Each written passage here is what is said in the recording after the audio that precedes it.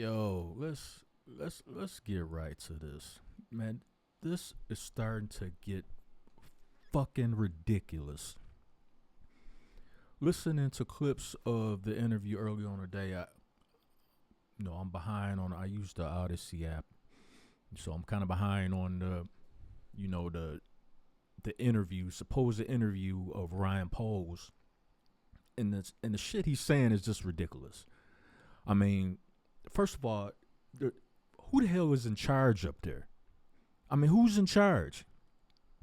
I mean, first of all, no quality head coach is worth a salt. It doesn't matter what kind of talent that coach has. Potential. Right now, the consensus number one pick as far as who teams are stampeding over each other to get as far as a head coach of their team, especially if you had a season like the Bears had this past year. This past year was fucking ridiculous. They got their asses kicked up and down the field.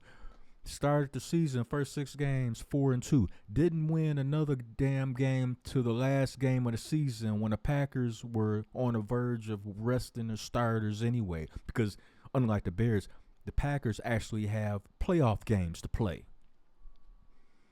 So, I just heard Ryan Poles say we've learned from our mistakes, this and that. See, that's some ear in the wind type of shit because of what Ben Johnson said. He's looking for organizational alignment.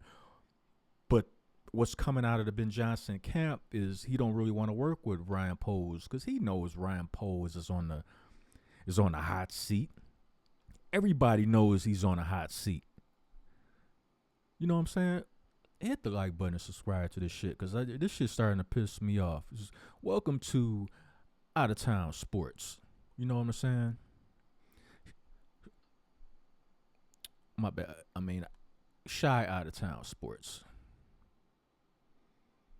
For those that don't know, yours truly, born and raised in Chicago, just recently moved to Texas, but I still keep my ear to the grindstone when it comes to Chicago sports. Born and raised in Illinois, in Chicago, and I know firsthand how fucked up the teams are up there.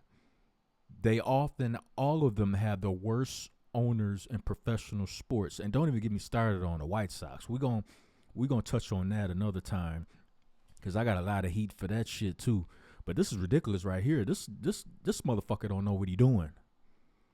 This dude does not know what he's doing. He is clueless. He is clueless. And I mean, you learn from your mistakes. He claims he did, but he's the same dude that doubled and tripled down on Velus Jones Jr. And when it was clear that he could not play, he was not a professional football player. He wasn't even good enough to be on the practice squad. You hear me? The practice squad. And how am I the only one seeing this? I mean, what is Ryan Poles looking at?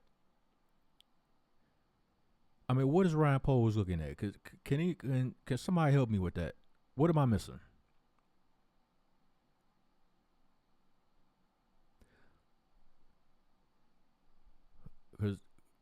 And this is the dude that they're interviewing like 13 potential head coaching candidates. They throwing some names out there that nobody's ever even heard of. See, this is that shit. See, this is how you draft injured offensive linemen awaiting to have surgery. Kieran Amadaje. This is how you draft people like that. Oh, I see potential in him. What's the potential you see in him, Ryan Poles? Does he remind you of yourself in your heyday? Is that why you drafted him? You feel some kind of connect? And this is the same ideology that made the Bears draft Mitchell Trubisky, because at the time Ryan Pace, the ex-GM before Ryan Poles, he liked the car that Mitchell Trubisky was driving. It was, in his mind, it was It made him seem down to earth and easily relatable. He reminded him of himself, and this is why he moved up to draft Mitchell Trubisky, and that turned out to be a disaster. And then what happened? Right before Ryan Pace gets fired, he trades up some slots to get Justin Fields. Ironically, Ryan Pace made the same mistake that Ryan Poles is making right now. And this idiot claims that he learns from his mistakes and things of the past. No, you don't. No, you don't, because if you even studied the Bears' past, you're doing the exact same thing they did before you got there. You draft a quarterback, obviously with the intention of making him your franchise quarterback. Obviously, that was your intention. So don't you think if you draft a quarterback number in the first round with the thought process that, hey, this is going to be my number one guy, well, shouldn't you build a solid offensive line around that guy? I mean, don't you think being an ex-offensive lineman yourself, don't you think that's important, having a solid offensive lineman? Am I missing something, or are you missing something? A la brain cells. Because I'm to the point where I'm like, man, this dude don't know what the fuck he doing.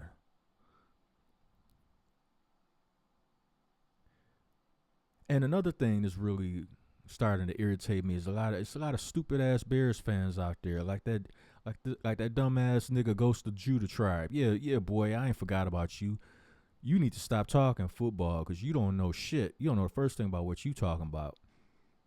With your fawning over Tyson Bagent and shit, nigga. I can throw harder. I can throw the football harder than that nigga. The fuck you mean, boy? All this talk. You one of them type of niggas. First of all, I could tell you one of them type of dark skinned niggas that don't like light skinned niggas. We could bring some of that here. Yeah. You one of them type of niggas. You was looking for a reason not to like Caleb Williams. Because he was the star at USC, won the Heisman, all that. Got a lot of hype on his name. He earned it. He played. He balled out. But see, niggas like you don't like that. You use excuses to hate on a nigga. And I bet you every light-skinned person you've ever came across in your life, you did the same motherfucking way. I see through you, boy. There's nothing wrong with Caleb Williams. He will be the franchise quarterback. All he needs is a real head coach. Ironically, Ryan Poles don't have the ability to bring that to the forefront. He needs a real offensive line in front of him also. Well, Ryan Poles likes to draft offensive linemen out of college that need surgery before they can even begin rehab to even think about, well, maybe towards the end of the year, maybe he can get on the field. Let's see. He's kind of raw. Well, I guess he is raw. He needed surgery right after getting drafted.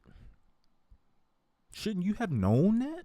Ryan Poles, you say you learned from your mistakes, but you're making the same mistakes that your predecessor made also. Sure, let me draft a franchise quarterback, but put an offensive line in front of him, unheard of. Who does that? Well, obviously you don't. Just why Caleb set a fucking record getting sacked.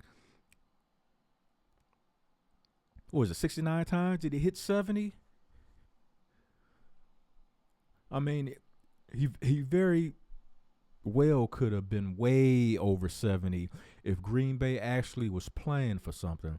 Because when Jordan Love injured his elbow early in the game, I think like the first or second quarter, and it was probably just a matter of, he hit the funny bone in his elbow on a throw.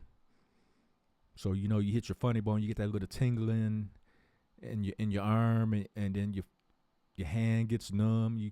So they took him out. Matt LaFleur took him out basically as a cautionary tale, because they don't have anything to play for. They couldn't move up and down. They're already in the playoffs. They couldn't move up in seeding. If they lose, they're not going to drop in seeding. So it really didn't matter at all.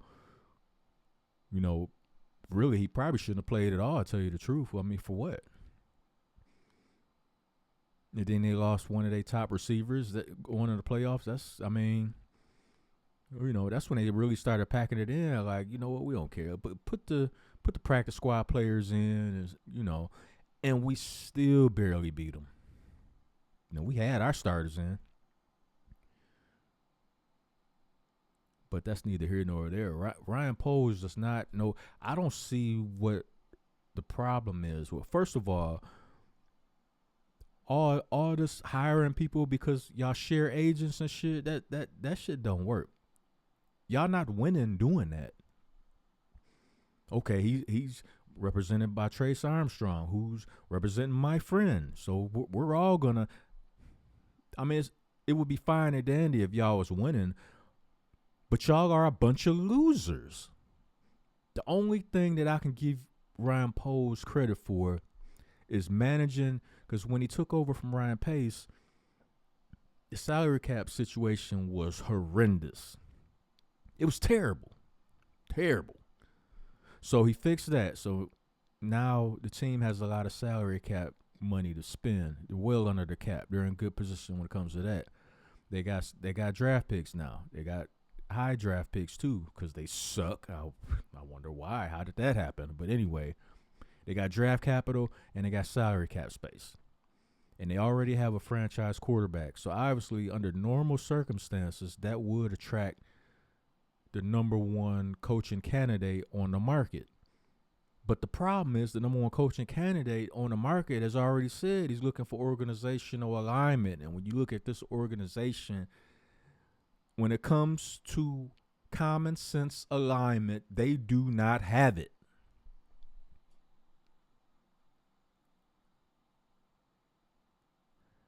And Kevin Warren is supposed to be the team president concentrating on the business side of the operation. But now he's floating over to the football side. If you're going to hire the head coach, what the fuck is Ryan Poles there for?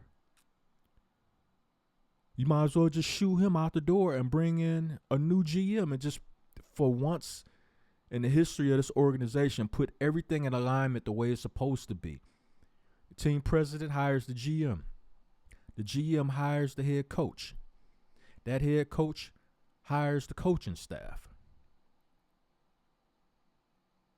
You already have your franchise quarterback, so you can eliminate that step because you already got him.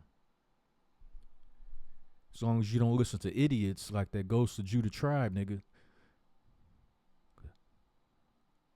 Shit. He probably would be just as good of a GM as Ryan Poles, doing dumb shit.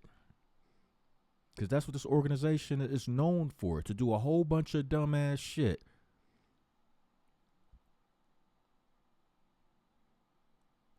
So my prediction is this: as long as this team holds on to Ryan Poles, all they doing is kicking the can down the road and prolonging the inevitable.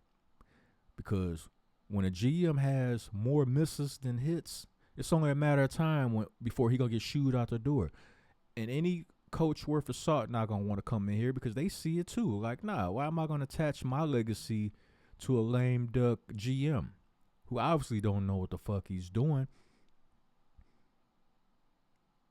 I mean, you hired Matt Eberflus for crying out loud, and then you double down on him and said, "Oh, I back him."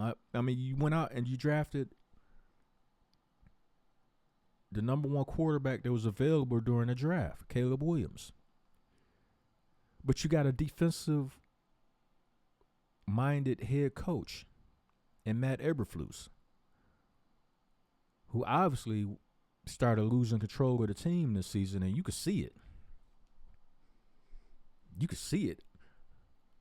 That Washington Commander game, the Hail Mary, that literally broke this team. But if you had a decent head coach that was worth a damn, it wouldn't have mattered. That's one loss. They would have picked up the pieces and moved on.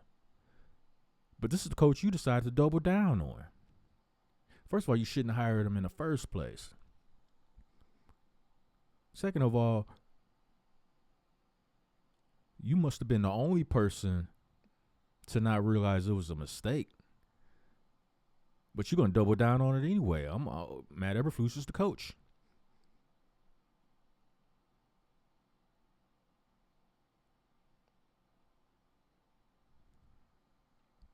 See, what's going to happen is the Chicago Bears are going to fuck this up. I'm just gonna be blunt. I'm just gonna be point blank and blunt about it. They about to fuck this up because Ben Johnson is obviously the best coach available that's on the market right now. And I believe he would have took the job last year if Ryan Poles wouldn't have been like, oh, we're sticking with Matt Eberflus. What? And now you want to go out to get more of your friends that you play with, like Brian Flores. Now you want to get him, the defensive minded guy. So you like fuck developing a quarterback, even though the rule changes in the current NFL is in favor of the quarterback and offense. So you would think maybe you should get an offensive minded head coach and build that offensive line. Then maybe you can actually do something for a change. But that's too much common sense displayed right there. Now when it comes to common sense, it's like Ryan Poles opened up his skull and decided to pour out any ounce of common sense that he might have had in his head. Like a pitcher pouring out some Kool-Aid. Just pour it out. No need for common sense.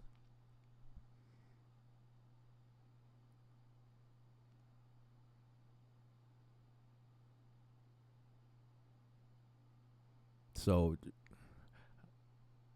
I just had to get up on here for a minute and express my disgust with this organization right now for not doing the obvious as far as what needs to be done. Fire Ryan Poles before it's too late, because if you let him hire this head coach, and he's already trying to go in the opposite direction of Ben Johnson. See, this is another thing that's wrong with this dude.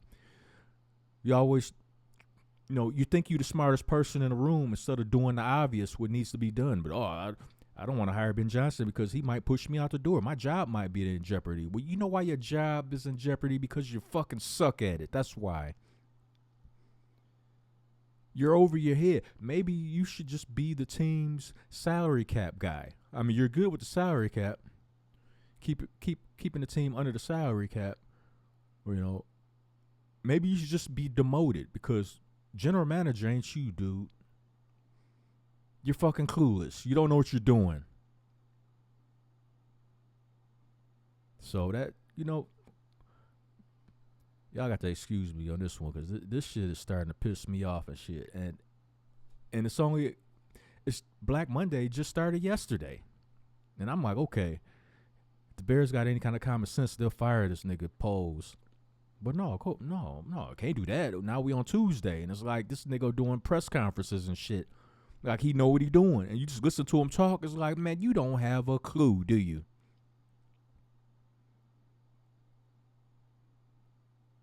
Yo, hit the like button and subscribe to the channel. You know what I'm saying? Shy Out of Town Sports. We in here. I'm out.